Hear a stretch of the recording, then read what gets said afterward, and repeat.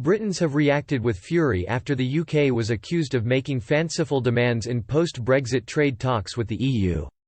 The UK and the EU made little progress in the latest round of negotiations on a free trade agreement ahead of the end of 2020 deadline. Alistair Jones, Associate Politics Professor at De Montfort University, criticised Britain's approach in expecting Brussels to bow down to fanciful demands. The claim prompted an angry reaction on the Daily Express Facebook page. One reader commented, "Why can't they accept we're not taking any more of their dictating to us, we are a free country and won't accept it anymore." Another wrote, "And, of course, the EU basically wanting to keep us trapped in their rules and steal our fish, meaning we are still in the EU is fine, is it?"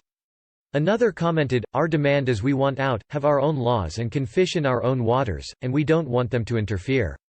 One more added, "Boris does not back down." Mr. Jones accused the UK of making audacious demands in trade talks. He told Express, the EU has been its usual legalistic self.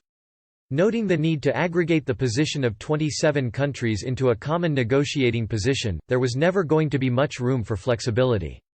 The UK's position has been the typical British exceptionalism, where Frost has adopted the Johnson approach of expecting the EU to bow down to the UK demands. As an example, the UK wants to have input into any future application by a third party to join the EU, and for the EU to take into consideration UK interests in any such negotiations.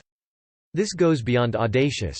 The UK has refused point-blank to let the ECJ, European Court of Justice, have any role in the UK post-Brexit, but expects the EU to bow down to such fanciful demands. The UK is in a transition period with the EU until the end of the year while the two sides negotiate a free trade deal. Prime Minister Boris Johnson has repeatedly insisted he will not push back the deadline despite critics claiming the timeframe is too tight.